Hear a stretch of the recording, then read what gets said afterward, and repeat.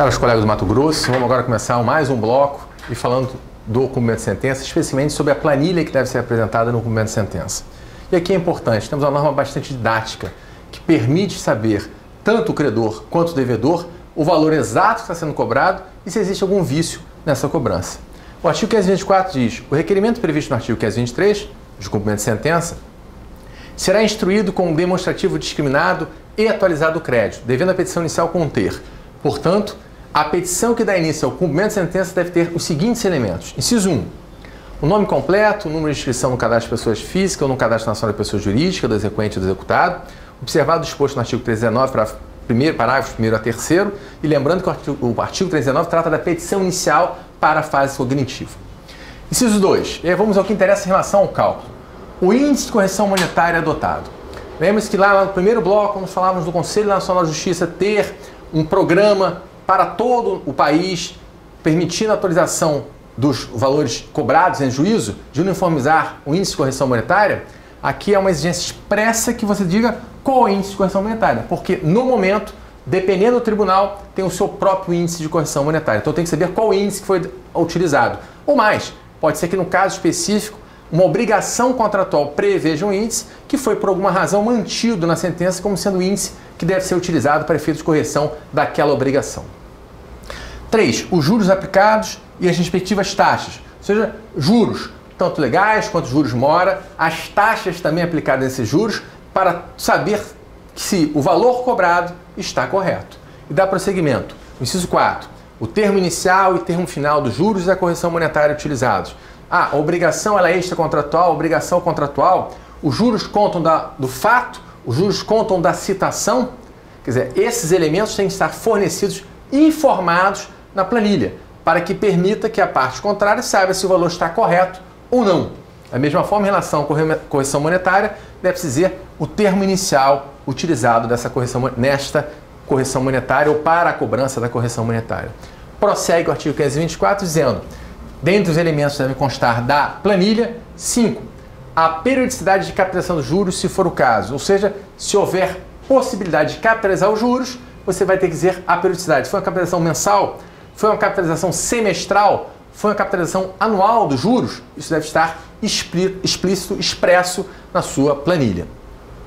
Inciso 6, especificação dos eventuais descontos obrigatórios realizados.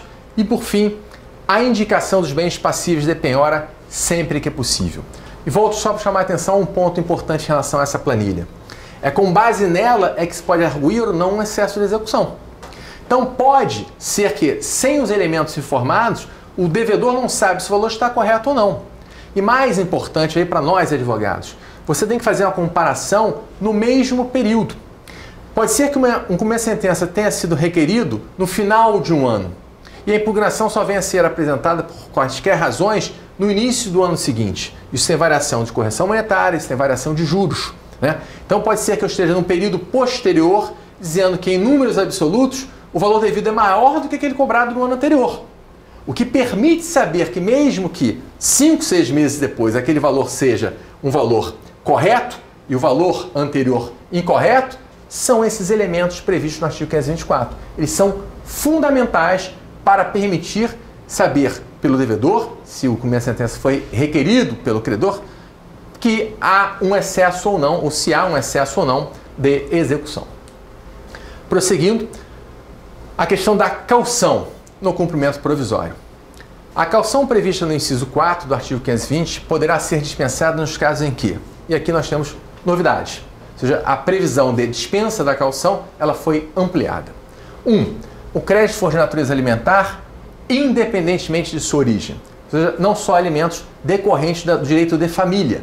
Os alimentos de qualquer natureza podem gerar ou geram a dispensa de caução. O inciso 2 diz: o credor demonstrar situação de necessidade, ou seja, não tem o credor, diante da situação de necessidade, condições da caução e, mais importante, pela sua própria situação, ele precisa daquele valor até para sua subsistência. Inciso 3, pender agravo fundados no inciso 2 e 3 do artigo 1042, que pode ser objetiva, nessas hipóteses de agravo, não há que se dar caução. E, novidade, inciso 4, fortalecimento dos precedentes, das decisões judiciais, dos enunciados dos tribunais, da jurisprudência do tribunal ou dos tribunais.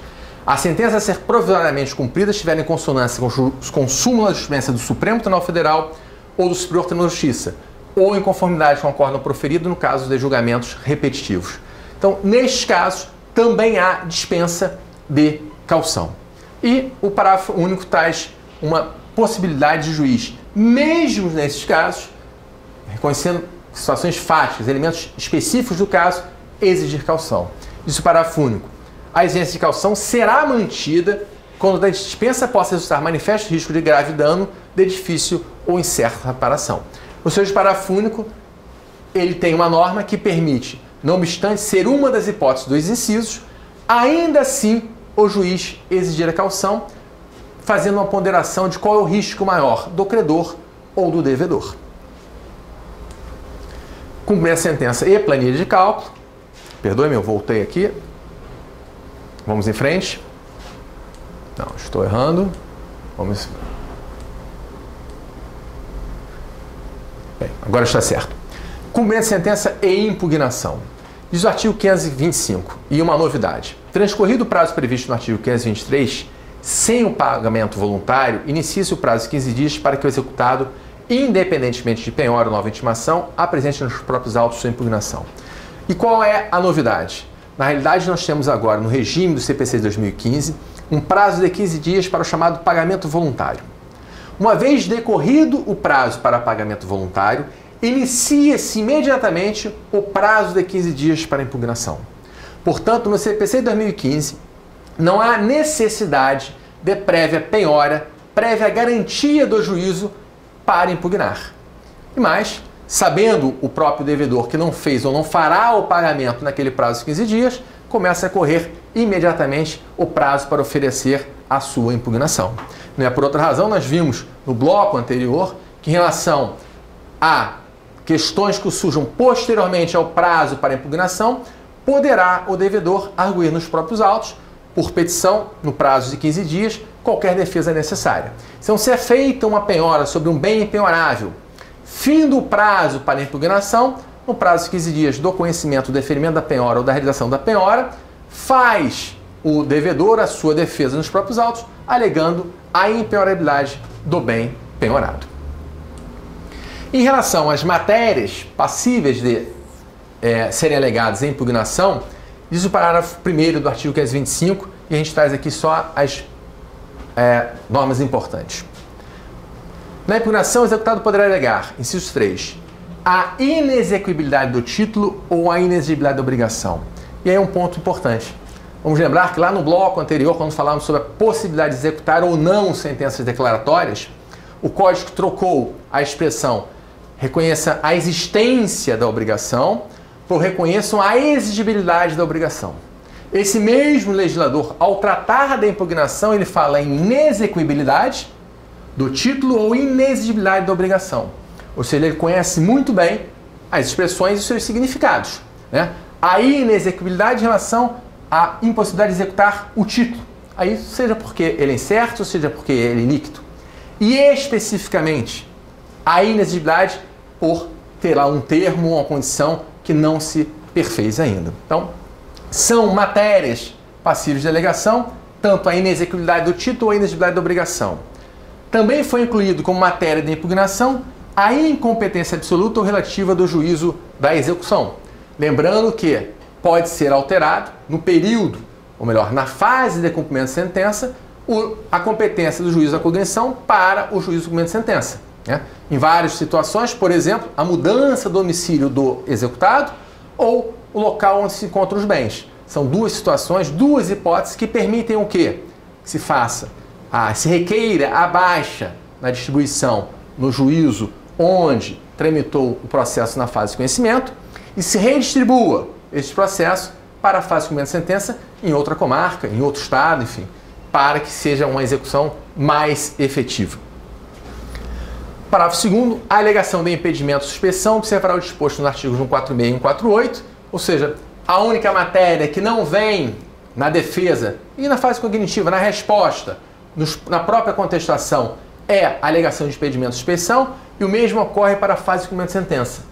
tudo vai ser legado na impugnação, exceto aquelas matérias supervenientes e também as alegações de impedimento ou de suspeição. E diz o parágrafo 3º. Aplica-se a impugnação o disposto no artigo 229. 229, que eu coloquei para vocês, na realidade traz a norma que nós já temos no Código de Processo Civil atual, segundo a qual, se os litisconsortes tiverem procuradores diversos, conta-se em dobro o prazo. Esse 229 tem algumas observações que são importantes a gente fazer menção. Para afastar o entendimento jurisprudencial de que mesmo advogados do mesmo escritório teriam esse benefício em dobro, o que não parece nem um pouco razoável, o caput diz: os litisconsortes tiverem diferentes procuradores de escritório de advocacia distintos, terão prazos contados em dobro para todas as suas manifestações, em qualquer juízo ou tribunal, independentemente de requerimento.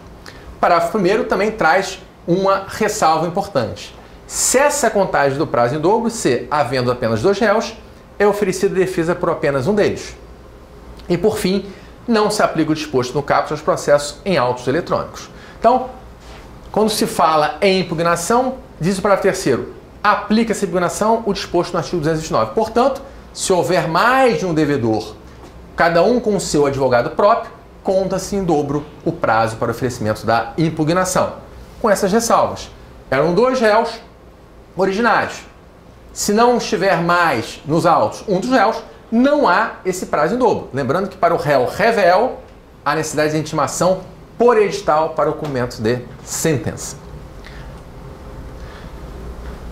A questão da exceção de pré-executividade, ou seja, as questões supervenientes ao término do prazo para a apresentação da impugnação, assim como aquelas relativas à validade e adequação da penhora, da avaliação dos atos executivos subsequentes, podem ser arguídas por simples petição. Ou seja, nós estamos vendo o prazo para a impugnação e aquelas questões que surgirem após o decurso desse prazo, evidentemente, podem ser objeto de discussão e por simples petições ou por simples petição nos próprios autos desta execução ou cumprimento de sentença. E os parágrafos 12, 13 e seguintes do artigo 525 tratam da questão da inconstitucionalidade de uma norma que foi determinante, fundamental para a condenação. Isso foi introduzido no CPC de 73 no período da reforma e está tratado também no Código de Processo Civil 2015, com algumas novidades. O parágrafo 12 tem uma norma que já existia. Para efeito do disposto no inciso 3 do parágrafo 1º deste artigo, ou seja, a inexequibilidade do título ou a inexigibilidade da obrigação, considera-se também inexigível a obrigação reconhecida em título executivo judicial, fundada em lei ou ato normativo considerado inconstitucional pelo Supremo Tribunal Federal, ou fundada em aplicação e interpretação da lei ou do ato normativo tido pelo Supremo Tribunal Federal como incompatível com a Constituição Federal em controle de constitucionalidade concentrado ou difuso. Primeira novidade, afasta qualquer dúvida. Tanto o controle concentrado quanto difuso permitem que você alegue como matéria de inexigibilidade do título a inconstitucionalidade da norma em que se fundou a sentença que gerou o título executivo judicial. Prossegue para o parágrafo 13º, 13. No caso do parágrafo 12, os efeitos da decisão do Supremo Tribunal Federal poderão ser modulados no tempo em atenção à segurança jurídica. Essa norma está lá destinada ao Supremo. O reconhecimento da inconstitucionalidade pode dizer respeito somente às decisões futuras, ou não, ele pode modular no tempo este reconhecimento da inconstitucionalidade. E que nos interessa, diz o parágrafo 14. A decisão do Supremo Tribunal Federal, referida no parágrafo 12º, deve ser anterior ao trânsito julgado da decisão exequenta. Então, a primeira questão é, para que se reconheça como inexigível o título, segundo este parágrafo, deve ser anterior ao trânsito julgado da decisão exequenta. Me parece perfeito até aí. O problema vem no parágrafo 2º. Se a decisão referida no parágrafo 12 for proferida após o trânsito julgado da decisão exequenda, caberá a ação rescisória cujo prazo será contado do trânsito julgado da decisão proferida pelo Supremo Tribunal Federal. Ou seja, a doutrina sempre brigou em relação a essa questão, sempre discutiu essa questão. Ou seja, mesmo o reconhecimento posterior ao trânsito julgado serviria, da inconstitucionalidade da norma, serviria como fundamento para a impugnação alegar que há uma inexigibilidade daquela obrigação, não parece razoável que sim. Ou seja, o reconhecimento da inconstitucionalidade deveria ser anterior. E até aqui está tudo certo. E vem o parágrafo seguinte, e me parece uma péssima ideia, diz: se for posterior, cabe ação rescisória. E para melhorar ainda o problema, o prazo da rescisória, o prazo de 2 anos, será contado o trânsito julgado da decisão proferida pelo Supremo. Então, em 2016, vocês têm o reconhecimento de uma obrigação pelo devedor de pagar a quantia certa, fundado numa norma específica. Você inicia o cumprimento de sentença em 2017, você satisfaz integralmente sua obrigação. Somente em 2018, o Supremo Tribunal Federal reconhece a inconstitucionalidade daquela norma. E o prazo de 2 anos começa a contar deste reconhecimento.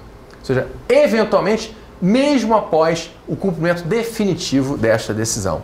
Me parece uma norma bastante infeliz, mas positivada no CPC 2015. E quando no parágrafo anterior atendia ao que me parece a doutrina de maneira correta, ou seja, o reconhecimento da inconstitucionalidade deveria ser anterior, no parágrafo seguinte traz aí, repito, uma norma bastante infeliz.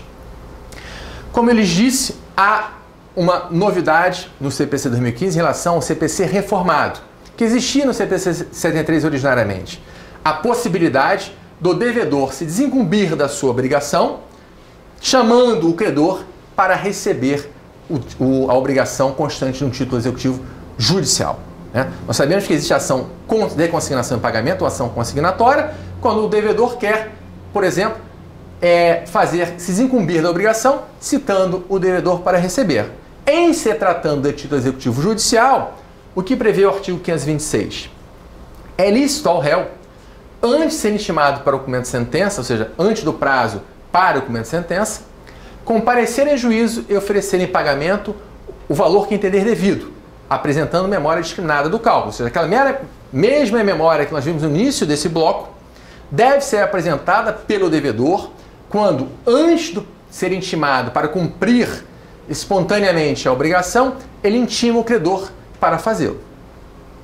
Diz o parágrafo 1º, o autor será ouvido no prazo de 5 dias, podendo impugnar o valor depositado sem prejuízo do levantamento do depósito a título de parcela incontroversa. Ou seja, muito claro, muito razoável, muito inteligente. Deposita-se 100 mil reais. O credor é intimado e diz, olha, o crédito não é apenas 100 mil reais, é de 150 mil reais. Agora, 100 mil reais é incontroverso. Diz o parágrafo 1º, pode desde logo o credor receber essa parcela. E vai se discutir se existem mais 50 mil reais ou não de dívida de obrigação a ser paga. Concluindo o juiz pela insuficiência, diz o parágrafo 2º, do depósito, sobre a diferença incidirão multa de 10% e honorários advocatícios, também fixados em 10%, seguindo-se a execução com penhora e atos subsequentes. O parágrafo 2º diz, mantido o meu exemplo, o juiz reconhece posteriormente que a dívida é de 150 mil reais e não de 100 mil reais apenas. 100 mil reais já foram depositados, portanto, a multa de 10% e também os honorários de 10% incidirão, evidentemente, sobre a diferença sobre 50 mil reais que não foram depositados espontaneamente pelo devedor. Parágrafo 3º, se o autor não se opuser, o juiz declarará satisfeita a obrigação e extinguirá o processo. Ou seja, uma vez entendendo, mantido o mesmo exemplo, que são devidos 100 mil reais, pode o credor simplesmente reconhecer que a obrigação está satisfeita e lhe pedir o levantamento integral desta quantia. Com isso, dar-se-á pela extinção, será reconhecida a extinção da obrigação e extinto o processo também.